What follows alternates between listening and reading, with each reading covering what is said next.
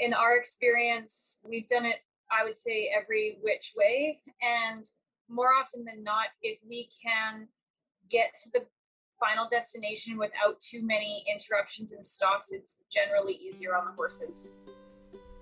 Welcome to the Equine Bodytalks podcast. We'll be diving into the equine industry from the lens of a bodyworker, talking to other equine professionals and discussing scenarios around soft tissue work for all equine athletes.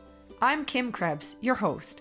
I've been working for over 2 decades in this industry as a loper, barn manager, and bodyworker. With the many horses I've worked with in all of these capacities, it has driven me to want to continually find out the why and the hows of equine biomechanics, health, and performance. My mentor and one of our industry's leaders, Tina Watkins of In Hand Equine Therapy, will also be sharing hosting duties with me. Tina has been an equestrian her entire life and has dedicated the last 25 years to bringing bodywork forward as a professional career through her business, as well as education and teaching of future and current bodyworkers. This podcast is dedicated to opening the conversation around equine wellness, diving deeper into the whole body approach for equine performance horses. Whether you're taking your horse to the show in the next town or across the country, or even internationally, how to safely haul your horses is a topic people will have many opinions on. Do you feed while they're in the trailer? Do you stop every few hours to let them rest? Do you unload and walk them around before your destination? And on and on.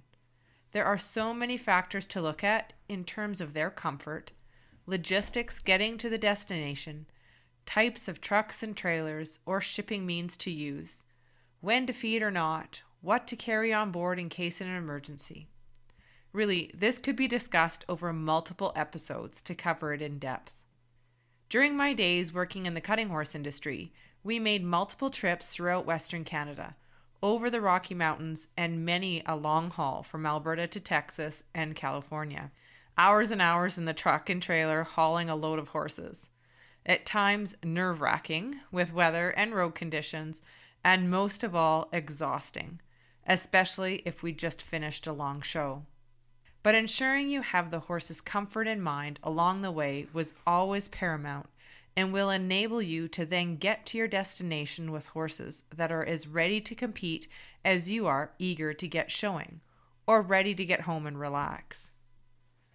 One particular trip we took was a tight turnaround between shows, and we had to travel to California from Calgary and then show the young horses the first day at the show. Due to traffic delays, poor guidance on travel routes, and a huge temperature variance, the horses, and us, arrived exhausted.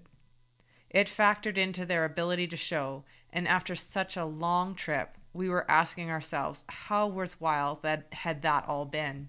Luckily, we had time to recuperate the other horses before their classes, but it really reiterated to me how important the hauling factor is. So what are the factors we need to be aware of? As bodyworkers, if we have horses we're working on who have just come off a trailer, what does that mean for our sessions? What is the value of doing a session on a horse if it's just heading into a long haul? Many studies have been done on how horses travel in trailers, as well as the effects the movement has on their bodies, ways that they will compensate for that movement. As you'll hear in the interview we have today, we need to remember that these animals are loading into enclosed spaces for us, trusting we will get them there safely, all the while essentially being blind to what is happening in front of them, and then having to react to the sudden changes in direction, stops, and starts. It's abrupt movement they're having to navigate from minutes to hours, and it absolutely has a profound effect on both their physical and mental state. Today, we're going to delve into this topic with 2 individuals who have logged many miles around North America with horses and trailers in tow. We sat down with Alex and Holly Grayton from Grayton Farms while they were still in Florida after having spent the winter down there competing. Alex is a professional coach and trainer in the sport of show jumping, with many accomplishments under his belt as well as having mentored under some of the industry's top trainers, such as Kyle King, Ian Miller, and George Morris. His wife Holly competes at the FEI and Grand Prix levels as well in that sport. They have made countless miles across the continent, as well as having imported horses from Europe, so they have paid close attention to the details on ensuring the horses are prepared for travel, allowing them to come off the trailers fit and ready to show. When we sat down with Alex and Holly, they were getting ready to make the trek north again. Well, today we're on the podcast with Holly and Alex Grayton. We're really excited that they joined us, two very accomplished show jumper riders, and I think they're going to have lots of insights for us today. Absolutely. Thank you so much for coming on the podcast, Holly and Alex. Oh, we're happy to be here. Glad to be here. Today we're going to talk about hauling horses, and anybody that I know, Holly and Alex are absolute experts at this. They not only haul to local horse shows, but every year go all the way down to Florida to be able to compete. So lots of insights for us on hauling horses, and not only hauling, and just to be able to get there, but hauling to be able to get there in a safe, sound way. And ready to compete. Yeah, and ready to compete. So let's start just totally with the basics, guys. Can you guys tell us a little bit about even just your horse trailer and why you chose it? And maybe even if you had a dream horse trailer, why you would choose that one? Well, Alex is really the horse hauler. I normally just keep him awake and spell him off when he needs a little bit of sleep. Yeah, I would say, we have 2 horse trailers. We just sold one of them, but we have 2 horse trailers. One is a 6 horse that we did a lot of work to sort of convert the inside of it to have sort of double stalls. Horses were all head to toe, California box style, if that makes sense. So they're fully enclosed little boxes. They were free. Not tied up. Not tied up at all. They had water. They had hay on the floor. They were just small enough that they couldn't turn around, but wide enough that they didn't feel claustrophobic. And so that's the trailer that we just sold. But primarily that's the one we've done all of our long trips with. And honestly, the horses come out of that trailer feeling amazing. And it's all the little things, all of the small pieces that we've done over the course of several years to try to retrofit it and make it useful. And it was all a lot of learning on the fly. Yeah, and when we bought that trailer, now you can buy them prefab with those California box stalls. But when we bought it, that wasn't common. So we, it took a few different welders and a few different people with ideas. And now it seems like the whole world's caught up. You can buy them, Sundowner and Jamco, all these guys that the manufacturers, they definitely have packages now that come like this, which is great. We definitely went at it as a retrofitting kind of an approach. And did you guys get into wanting to retrofit it because you found with previous trailers that you'd had and hauling horses that they were more fatigued if they were being hauled in a slant load or in just a regular straight haul fashion? Oh yeah, before we had that trailer, we had a 4-horse angle haul plus living quarters, and you can only really get living quarters in an angle haul. And we had one horse come off the trailer one time in Tennessee, starting to colic, and thank goodness it was all okay, and we had a vet there quickly, and he seemed to recover very well. But I think we've attributed that a little bit to not being able to reach his head down to the ground in an angle haul. And that's quite a long ways. Our other trailer that we have is an angle haul that we use for short hauls. They're a little bit easier to load by yourself if you don't have help. But it was because of that sort of small incident that we thought we need something better. And honestly, I think what we did that it served us the best was we asked a lot of people what they do, how they do it, and what served them. Well, and I think that's what's so neat about you guys. I mean, you've been in the industry for years. You've done a lot of competing and hauling, and yet I really appreciate you guys are always looking to see what could be better, which I think is what makes not only an amazing horse owner, but also for you guys that are training. I think it's really important because that's what then allows you to not only, get the horses there more safe, but I think it really allows you to understand what the horse is going through in the back of the trailer. I think you're right. I thank you for the kind words. I think, it's always a journey, and we are very ready to adapt and adjust. And that's across the board with, whatever it is, feeding program or shipping or training. all of the above. We take the great ideas that we see and we, make them possible in our program. And shipping is certainly no exception to that. When we bought the trailer, as Holly was alluding to, it did not come the way that we ultimately made it. And we hauled across the country. We hauled from Calgary to Ottawa with it set up completely differently. Very narrow stalls, tied up, all of this stuff, sort of the classic way. And yeah, I mean, that was exhausting for the horses. So that was one of the incentives to move forward and make some adjustments. And, I'm really glad that we did that. Obviously, the horses since that adjustment have come off feeling amazing. But the other thing that I wanted to say was we have a camera system in the trailer, which has been certainly life-changing. When you have one that is a little bit rambunctious or up to no good or gets bored, per se, it's really easy to keep a little bit of an eye on them and know if you're having a bad time or if it's just that one, I don't know, having his say about the world for the minute. And then you just keep driving. But that's another huge thing that we learned about along the way about what kind of camera system to get. And just to stay on that vein, is that like a real-time system that you can just watch all the time? Is that something that is giving feedback like regularly, or you just check it on your phone every once and again? Oh yeah, no, the system we have has 3 or 4 cameras depending on the size of the trailer. And actually our smaller trailer, we had one too many cameras, so we put it on the back, so we have a backup camera. But it's real time. It's wired into the truck. There's a screen in the truck all the time. And so you can see at any given moment anything that's happening. There's a speaker on those cameras too, so you can have a little bit of volume if you wanted to, so you can hear what's happening in there. It's more annoying than you might think, so we often keep that down. But if you wanted to, you could listen in and hear what they're telling you. And unfortunately, it's only one way. Yeah. So you can't tell them to pipe down. That's right. I was just going to say you could yell into it. Stop that. Exactly. Fantastic. You guys had mentioned something that I think is really important for us not to gloss over. You had said that this allows you to have hay on the floor. Tell us a little bit about feeding, what your opinions are on feeding during travel, and then why you had mentioned hay on the floor. Yeah, I think feeding during travel is, everybody does it differently. And I can say for us, as long as we have long hauled, we put them on the trailer with just hay, no grain in the morning. Often the night before, we'll give them quite a sloppy feed. Our horses don't get bran regularly, but they do get beet pulp. And so we'll just make sure that there's quite a bit of water in that.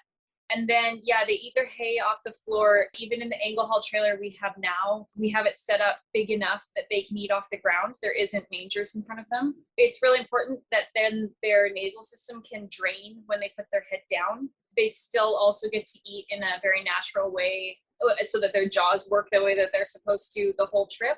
And I think the other thing that we do if we overnight, the haul to California is 30 hours. We don't feed grain to our horses until they've arrived and seem well. And I think there are a lot of people who do it differently. And I think if you were going to be feeding grain along the way, the water is a huge important part of that nothing is sort of getting in there and then drying up. Yeah. Certainly, they have sort of free choice hay, more or less. I mean, we throw a flake or two every time that we stop to fuel, and we check in on them, which is great because that's obviously such an opportunity to actually see what they look like up close and not just on the camera. But we see also how much water they've been drinking, and if they're eating like crazy and haven't had a sip of water yet, you kind of, make a note of that in your mind. We certainly have had horses over time that it takes a few stops for them to start to drink. And then next thing you know, they start to drink their water. Yeah, you get to know the horses a little bit and their own little quirks and everything like that. But certainly if you went 30 hours and you knew that they weren't drinking and they'd eaten a lot, that would, red flags would be all over the place. I know a lot of people that will pack their own water from home just because of wanting to ensure that it's the same flavor, the same taste that the horses are used to. Is that something you guys do? Or is that more in regards to just when you're stopping, getting the water that's along the way? Do you include electrolytes, those sort of things? What is the way that you guys prefer to haul with in regards to the water situation? We've been really lucky. Our horses have always been really happy to drink water from anywhere, with the exception of one. And so we always have water on the trailer in jugs in case we get stopped, broken down, or if we got stopped in traffic and we knew that the horses would need water. Generally, those jugs we always refill at the stops along the way. We always stop every tank of fuel. We don't have slip tanks, so it makes us stop every 4 hours. And Alex will tell you, I often have to use the bathroom at least that often. So, but I think, you know, if you have slip tanks and you can go that much further, it's also that much more time when you aren't looking them in the eye. But so like I say, with the water, we generally haven't had an issue. And the one that didn't like to drink water that wasn't from home really liked to drink water with apple juice in it. Mm-hmm. So when he would get a little bit too long not drinking, he would have apple juice in his water, and that seemed to cure that. We haven't, to touch on the electrolytes thing, we haven't normally included that in a pre or during the trip experience for them. Depending on where we're going, if we're going to a hot place or something like that, then electrolytes sort of become part of the program if it's really warm anyway once we get there. But yeah, those water jugs, we don't pack enough for the whole trek. I mean, if we go Calgary to Florida, there's just too much stopping involved. So we do start with our own water, but it doesn't take long before we're into whatever water there is. Yeah, that makes sense. And then you went through a really good kind of pre-protocol of what you guys do before you get on the trailer. One of the questions that we get asked a lot is about wrapping. Do you guys wrap all of your horse's legs for all trips, or do you have any thoughts on why you would choose to wrap in your personal experience and why you wouldn't? Yeah, we actually don't bandage for the trips unless there's something particularly happening. If there's an injury or something like that. But in general, we don't like to bandage them to be on the trailer. I think the risk of it becoming undone or getting caught or just sort of causing a mess when you're on the road, that risk outweighs whatever we see as the benefit. If you're going to be hauling for 30 hours, you don't want the bandages on for that long anyway. There's no that's diminishing returns anyway. So we have just always seen it as not really worth the risks of bad things happening. As I say, unless there's an injury. Yeah, right. Knock on wood, we actually haven't ever had one come off with a cut leg or anything like that either. No. And do you prefer, I know with the new style trailer that you now have, and they have more ability to move around on their own in their stalls. Do you, or in the past when you just had the angle hauls, were you of the mindset to unload during those 4-hour stops and have them walk around to help with the circulation, or were you always wanting just to leave them on the trailer? I've heard both camps and both have validity, so I'm just curious what your guys' experience with all of the hauling that you've done.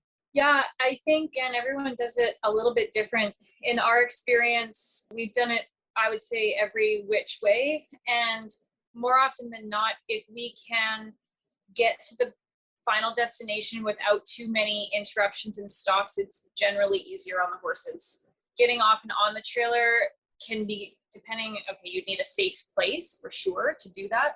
And then, you know, if one doesn't want to get back on, or you don't have enough hands to help you, it's, you know, or in our case, when we're hauling 6 horses, you just can't do the shuffle with 2 drivers safely. And then as far as overnighting, that's really dependent on the drive and how the humans are going to handle it. In our trailer, oftentimes, you know, we'll drive 12 or 15 hours and we'll need to stop to sleep, and we'll sleep in the truck for 3 or so hours, and the horses all stand very quiet. They catch a little snooze as well, and everyone seems happy to get another flake of hay and hit the road. When we go to, for example, when we go to Florida longer, it's basically our sort of personal rule that 30 hours is about as long as we like to go without them getting out of the truck and having a proper rest, meaning not just a couple hours, but more than 12. And so we have a stop that we do about halfway, that they do come out and they roll and they sleep and they really just, we hand walk them a few times, all of that stuff, but they have a proper rest after about 30. But I get the point of wanting to get them out and move them around and all of that stuff. But I mean, if you had a trailer full with 6 horses in it and not enough people, the second you open that door and take the first one out, yeah, it is a mess in that trailer. They are all so excited and they all think this is their final spot. And the reality is that it's not a quiet or easy or calming experience for them if you do that. So it's better that if you're really going to take them out, they should stay for a while, not just to get right back in. Yeah, and I think that's a brilliant point to bring up, Alex, because I don't think a lot of people really understand the stress of changing an environment and getting out at a new place that the horse doesn't know. If he's in there with all his buddies and, you know, they can, like you say, have those kind of 3 hours to just recover a little bit. Lots of people, you know, listening might think to themselves, oh, well, I'd take my horse off. But maybe just talk about the reason you guys have chose that, because I know I've heard you guys really articulate, you know, about stress and about what impact it has on the horse. Definitely. And we kind of came by this plan, honestly enough, because we have tried to overnight places after a 10 or 12 hour day, just no matter where we're going, to try to find a spot to unload them. But as you say, it's all about sort of the big picture of the stressful experience. And so this has happened to us before, but we found what looked like a nice spot to unload the horses. We had in our minds, this is where we're going to get a nice night's sleep and the horses will rest and everything. We get to the place, we unload the horses to find out that they're not all in a row. The way the layover stable was is that they were going to be a little bit split up.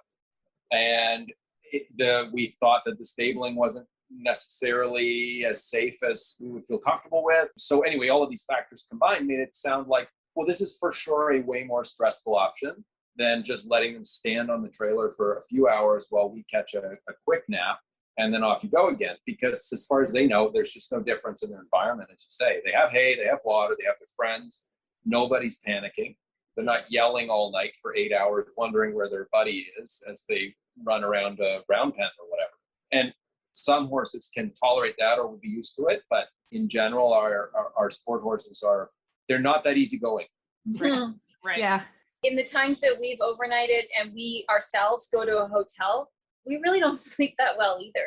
No. You know, we're in a new place, and I would say some of our best rest and recuperation is in those 3 hours in the back of the truck between dogs, and all you had to do was just lay your head down. So yeah, that is true for us as well. Yes. Mm-hmm. So you mentioned going to the washroom, that the horses would be in the trailer. What do you guys use for bedding maybe in the trailer? What's the situation on the floor of the trailer? We use shavings mostly just because that's what we use in our barn at home. So it's easy. We already have it. The horses are used to it. Definitely after a long haul, there's a lot in there to clean out. But and some horses are different. They move all their hay behind them and then they're angry because they can't eat it. And when you get to where you're going, there's just a whole lot of wasted hay. They kind of stand on all of it, for sure. If we do lay over somewhere at a halfway point or whatever, if the horses come out, we do strip the whole trailer and we help brought bedding or we buy it from wherever we are. And so we strip it out and replace it so that every time they do come out, we're going to put them back into a clean spot. Yeah, it's definitely my preference that when we get to our destination, that then we wash the trailer out too. We strip it and then power wash it. Nothing good has been living in that for all that time. So it's better to get it all cleaned out. Yeah, that's smart. A couple of my clients, and I know we've got a lot of Western people that listen to the podcast, and it's a real rage in those riders right now. Have you guys heard of those cloud boots or those gel boots for trailering horses long distance? And if so, can you give us any opinions on those? We've heard of them for sure. We don't use them. And I would say that's probably just because we haven't had the experience of having one come off footsore. Our bottom of our trailer has rubber mats and then shavings. So that's very similar to what they stand on at home anyways. And yeah, we just haven't had that experience. Maybe you would make a different argument if you had one that had very sensitive feet. But to be really fair, if it's got real sensitive feet, it probably wouldn't survive in our sport. In your sport. Yeah, good point. Good point. You had mentioned at the beginning, you had noticed in the angle haul trailer that the horses had come off in a fatigued way. What sort of things can you help people visualize if their horse is coming off the trailer, you know, the signs of fatigue that they should be looking for? That's a really good question. You know, I think when you picture a straight haul versus an angle haul and you start to think about where the weight is going to be bared when you hit the gas and when you hit the brake. So on an angle haul trailer, most of them haul facing forwards on the angle. So the right front, left hind, those bear the weight in your braking and your stopping. And of course that changes a little bit when you turn, that they would go all the way to the front or all the way to the back. But if you have one that those are their weak spots, then you're just adding to that strain. Versus in a straight haul, in theory, all weight goes to two fronts and all weight goes to two backs. And we've definitely had different experiences with horses in the straight haul that like to go backwards or like to go forwards, face forwards or face backwards. But I would say we just pay really close attention when they come off the trailer, when we're using the curry comb on them the next day. You know, are they sore, more sensitive to that? How much are they laying down the first day that they are where you've gotten to? You know, we seem to know our horses' sleep patterns pretty well. And then all of a sudden one's down all day and you go, oh gosh, that must have been a hard ride for you. And then think about where they were in the trailer and how you might put them in a different spot next time. Fatigue, I think, is physical fatigue is going to be part of it no matter what. You know, it's just going to be a different whole day for them than they're used to living. And so even Tina told me one time, you know, think about your horse specifically and what he likes and doesn't like. And I know for us, we have one horse that I know doesn't like to be wedged in a small space, but if he's got enough room, the rest of it doesn't matter. And so I guess sometimes they come off fatigued mentally or sometimes they come off fatigued physically. If I could just add, I think it's a hard question to answer because it's all the little horsemanship stuff, I think is really the true thing. You know that they're going to be fatigued somewhat, but you got to know your horse a little bit. You plan on them being fatigued a little bit, but you have to pay attention. And I think if you notice the small things, them sleeping a little bit, the eating differently, not drinking as much, the first hand walk you take them on, whether they're, you know, spry and ready to go get it, or if they're just sort of sauntering around, you know, you take notes of these sorts of things and you get to know it a little bit over time. But as a matter of sort of principle, if the longer the trip is, the more grace period we would allow them before we really were demanding of them. Yeah. Right.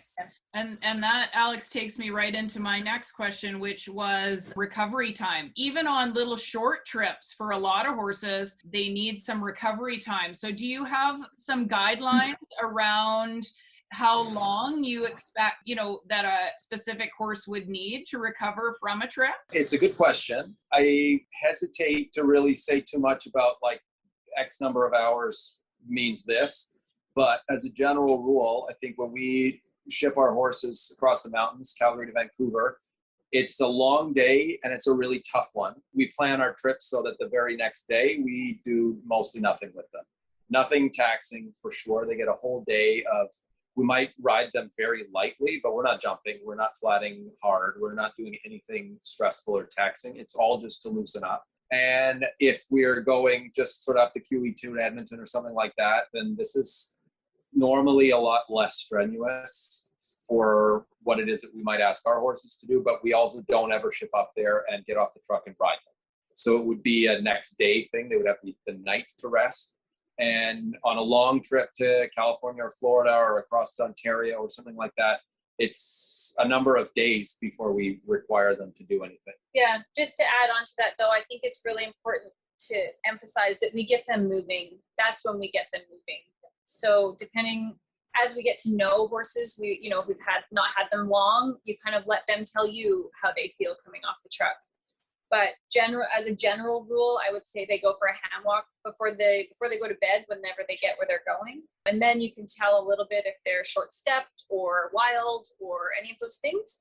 And then you can make your plan for the next day. So if one came off the truck and looked like it just woke up from a nap, then it would probably get on a lunge line in the morning so we could evaluate its movement and make sure that nothing was too stiff or sore or that they hadn't been leaning one way too hard and therefore, they're a little short-stepped on one leg. And if it still was looking pretty wild, then one of us would get on it and walk trot it that afternoon. Would sort of be a good general plan. And then, of course, every variant in between depending on what they tell you. Yeah, and I think that's a great point. And I think if you guys could just speak on the hand walk, because sometimes, I know I've worked for you guys for long enough, your hand walk is a real hand walk, like 15 to 30 minutes, where, some people, you see them and they go for a hand walk and they're mostly, visiting and maybe on their phone and tootling around. Tell us, on that hand walk, I know that you guys aren't just walking. Tell us a little bit about a hand walk and what you're looking for. Oh yeah, I think more than anything, it's important not to be on your phone most of the time when you're handling horses, just because it's your opportunity to be interacting with them and seeing what they're feeling. Definitely, we are not big. We like to hand graze our horses, but that's not the same as a hand walk. And they should be marching along and getting their blood moving in the walk. I think we would also do a few things like a turn on the forehand or a couple of circles, things like that, to get their hind end engaged and stepping under. And again, always be evaluating how they're moving and if that's normal. They would also definitely do a set of stretches, whatever their physiotherapist had recommended for them to do, but also just general carrot stretches, leg stretches, all of those things to again be evaluating and get the blood moving. And if they're too wild to walk alone, take a friend, take another human and horse so they can get out and really move. Mm-hmm. Yeah, I think it can't be said too clearly. It's so important that they move around after being on the truck for 30 hours. And while it kind of makes sense in your mind to say, oh, well, we'll just let them sleep, they also need to move because they're meant to do that. And so, yeah, a hand graze is no substitute for a hand walk. And that's sort of a big pet peeve of ours, I would say, is that those are nowhere near the same. Yeah, movement is the key to soundness. Yeah, agreed. And that takes me into my next point, which is, people think that they're just standing there on the horse trailer, like, oh, what's the big deal? They just stood there. I know that you guys are very aware of how much work is going on. And, not from a body worker explanation, but can you just tell the listeners maybe that aren't realizing that the horse is really working hard as the truck is going along? Can you give us just a little description of even maybe what you'd want to see in the camera when you glance back to know that they're not struggling and maybe how much they have to work when they're standing in the back of the trailer? Definitely. I think it's very much like trying to stand on a balance board or staying upright on a surfboard or a skateboard or something like that for the entire time you're in there. Yes, their feet are all on the ground and they're not walking anywhere or whatever, but their whole body weight is shifting at every moment. And most importantly, it's at moments that they don't know they're coming. And so there's a lot of sort of surprise. And so the way that they react or are able to react and hold their balance it's new. And hence the cause for stress is that they never really know where the movement's going to come from. And on our cameras, for example, you can really see it when you're obviously stopping or starting, but also around every corner. You can see some horses tend to really lean on the walls more than others. And when you're going through the mountains, Calgary to Vancouver, for example, they really do use the walls quite a lot. The deeper into the drive you get and those curves just keep coming, they start to lean on the walls, and that's them telling you that they are not able to sort of tolerate that or handle that within their bodies as much anymore. And so you would know that from watching in the camera that horse or those horses are getting taxed a little bit more than just your average trip. Yeah, those cameras really keep you an honest driver. When you see, oh, I hit that curve a little too hard because everybody in the trailer went to one side, that the cameras really help you be a better driver for that. Yeah, it would be almost a little intimidating, I've heard, for people if you really understand how you're affecting them in the trailer, that you really do become a better driver. You're much more cautious because they are. Oh, you actually, it can make you feel a bit guilty, really. Yeah. Yeah, and it's again a good reason to not be on your phone when you're driving and to be paying attention. And I would say that going over like train tracks or bumps like that seem to affect them a lot less than how hard you go around a turn. Right. Really recognizing a curve coming up, slowing down. And it was told to me once too, if you can ease into your turn and get them already leaning on the wall before the peak of the turn, you're going to be easier on them than if you hit that turn sharply is maybe not the exact right word, but that you kind of get them already in position. Yeah. Then they can lean on the wall through. Yeah. Yeah, that is a really good point. You had mentioned earlier in regards to how you prepare them for especially the longer trips with their feed and wanting to ensure that they have a lot of moisture in their feed so that they have the hydration. What other things would you do in regards to prepping for especially the longer trips? Would you ensure that they have maybe a massage session? Do you use KT tape to try and help support and stabilize? Even if you're hauling like you guys obviously have and do from a cold climate to a hot climate and vice versa, what kind of blankets and whatnot that we would have on them? How do you best prepare them for a trip like that?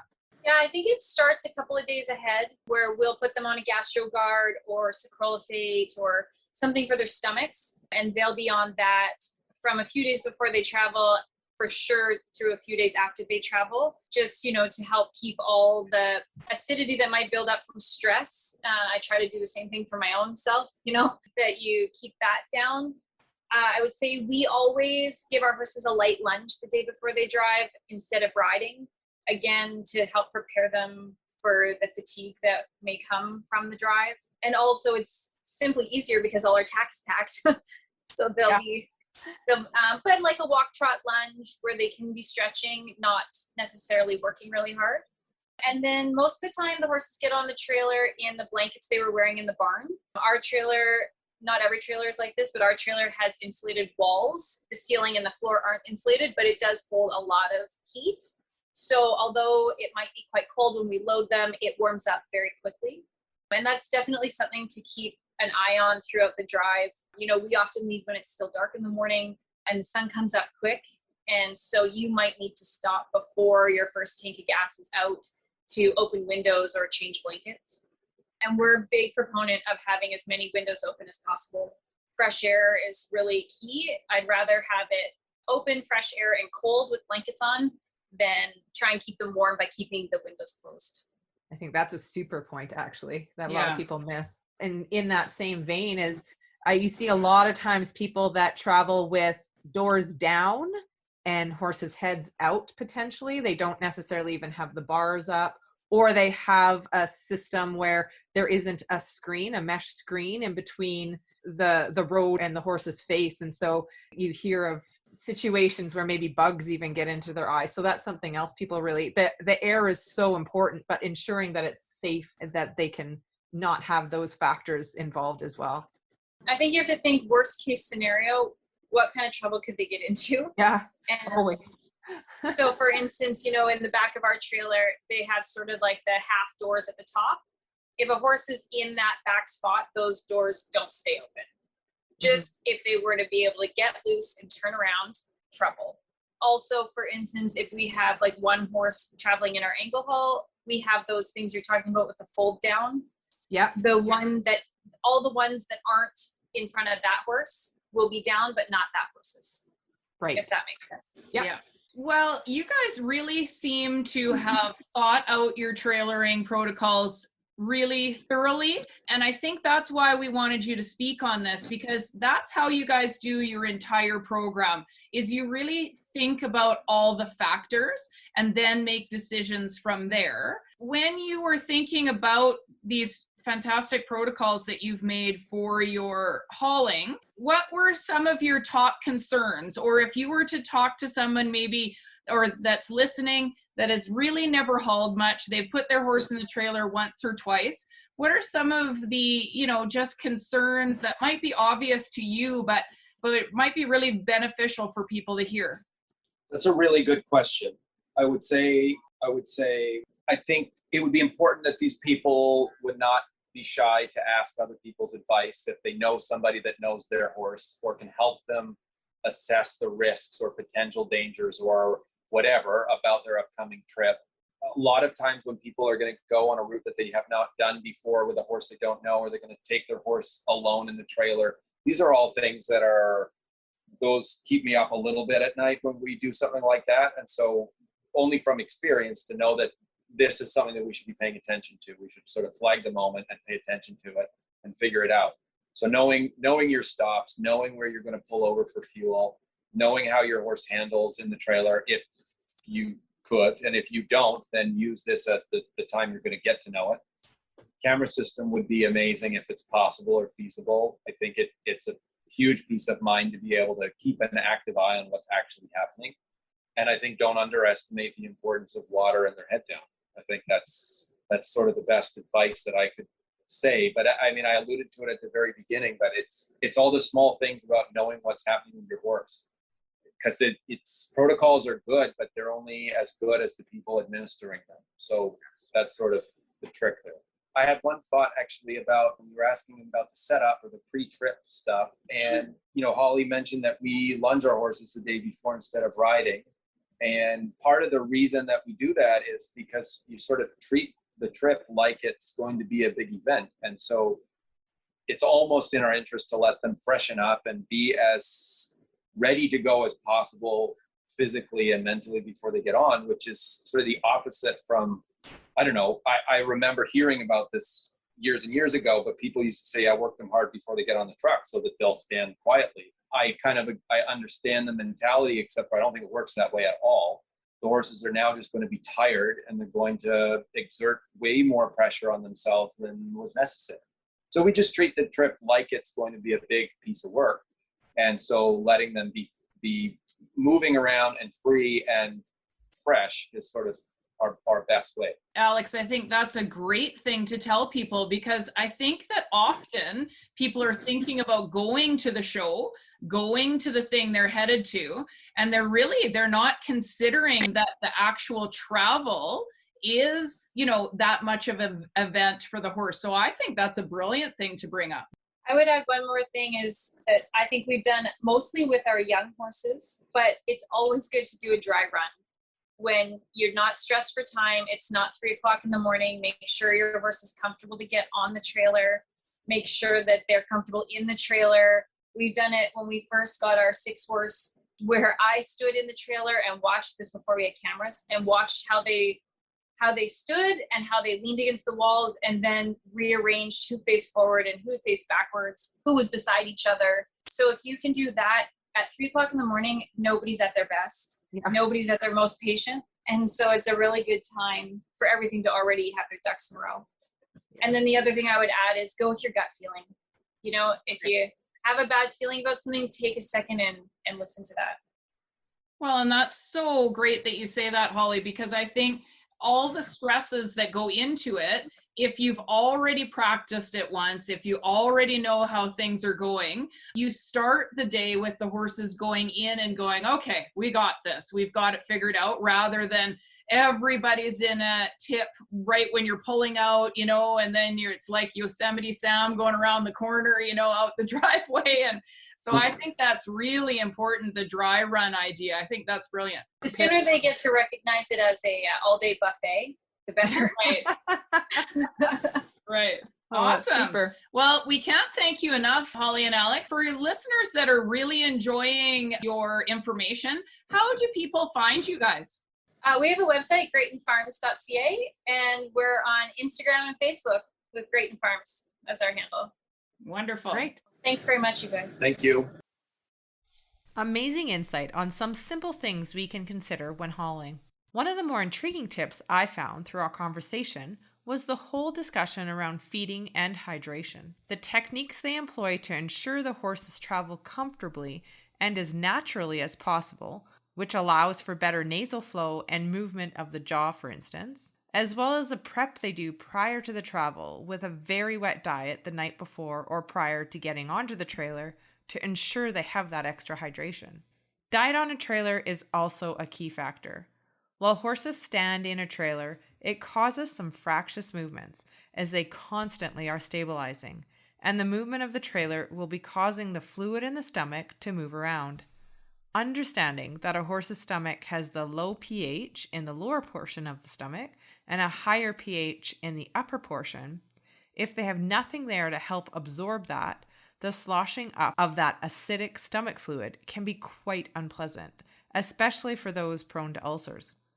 So having buffers such as the antacids and the hay available for them to munch on prior to loading and during is critical, no matter how long a trip you are taking. Also, using the soaked feed such as the beet pulp they like to do, or alfalfa pellets to not only get fiber into the stomach, but also hydration is a super trick. Hydration can't be stressed enough. Using apple juice, as Holly said, for a potentially picky horse and electrolytes, will make a big difference in your horse's recovery and mitigate the chances of colic. Planning is so crucial. Knowing where you'll be resting, where you can fuel up, what the weather is going to be like along the way, the temperature that the trailer is going to feel like throughout, where you can get potable water at, what horses travel best next to one another, emergency numbers along the way, that you have proper equipment needed in case of a breakdown, etc. I've been in those situations with a trailer load of horses along the side of a highway after a tire has just blown out, and it is not fun for anyone. Being prepared for those events will get everyone back on the road safely and quickly. Stress is something each horse will deal with differently. The more we can mitigate it for them, the better they will arrive. As bodyworkers, we understand that a stressed horse is a tense horse. No matter how the stress comes about, whether it be from pain in the stomach, worry about what's happening around them, or the constant stabilizing they are doing during hauling. It will be evident if you work on a horse within days or even weeks of coming off the trailer, especially if they haven't been able to fully recover before going into work. So it would be great if, when arriving at their final destination, a horse was able to receive a bodywork session to help increase the circulation to those tired muscles. But be aware of regulations if you are at a show facility and for that sport specifically, as some associations have strict guidelines on how soon prior to a show a horse can receive bodywork. Focus should not only be on the recovery of tissue after hauling, but also preparation prior to. As Holly and Alex mentioned, ensuring they don't get on the trailer tired from the previous day's workout would be a key element. I found helping support a horse with KT tape over the SI and around the fetlocks as well has been a beneficial preventative measure. But ultimately, taking into consideration all of the factors we talked about today, from prior to, during, and immediately after hauling your horses, is going to determine how well they handle the trip. Hopefully, we can all start back to a full schedule of shows, clinics, and rodeos very soon. In the meantime, don't be afraid to open the conversation around your horse's wellness and the team here to support them. Thank you for listening to this episode. We appreciate each rating and review you can give to help grow this podcast. You can find us on Instagram and Facebook under Equine Bodytalks, or connect with us by email at equinebodytalks@gmail.com. To learn more about courses by In Hand Equine Therapy, please follow them on Instagram and Facebook as well, and their online course platform at inhandequinetherapy.podia.com. Remember to always be an advocate for your horse and not be afraid to open the conversation around your horse's wellness team.